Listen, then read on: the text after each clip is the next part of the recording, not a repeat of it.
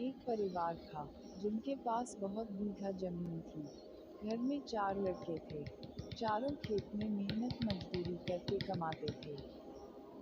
परिवार बहुत बड़ा था, जितना वे मेहनत करते उतना उन्हें मिलता ना था, क्योंकि खेत में पानी की कमी थी और मौसम की मार पड़ती ही जा रही थी, जिसके कारण खाने तक के लाले थे तो बच्चों की पाई तो दूर की बात है।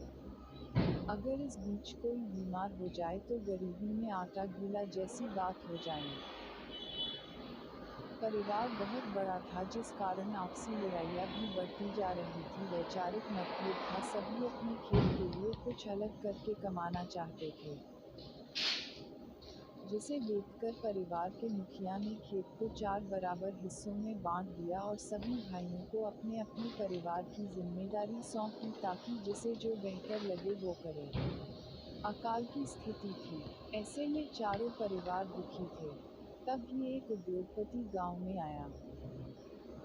उसने इन चारों भाइयों के सामने एक प्रस्ताव रखा, जिसमें उसने इनकी जमीन मांगी और बदले में जमीन की कीमत के साथ परिवार के जो भी सदस्य काम करना चाहते हैं उन्हें नौकरी का वादा किया।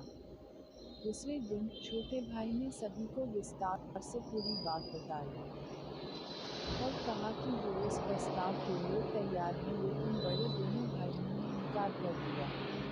इन दोनों ने कहा, यह पुश्तैनी जमीन है, हमारी पूजनीय है, भूखे मर जाएंगे लेकिन हम जमीन ना देंगे। छोटे भाई ने बहुत समझाया, लेकिन वे नहीं माने।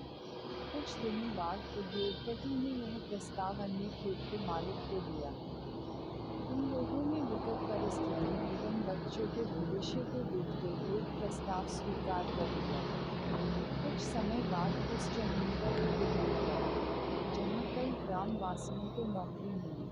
साथ ही उस जमीन मालिक को जमीन की कीमत और उसके बच्चों को नौकरी भी मिली, जिससे उन लोगों ने अपना अन्य कारोबार भी शुरू किया और दूसरे शहरों में जमीन भी खरीदी, और उनका जीवन सुधार गया। उन्होंने एक बड़ा सा बंगला बनाया, जिसमें बाग को संभालने का काम वो चारों करते थे, जिन्हें पहले उद्योग का प्रस्ताव मिला था। एक दिन वो उद्योगपति उस घर में आया और उसने इन चारों को देखकर पहचान लिया और पूछा, कैसा चल रहा है।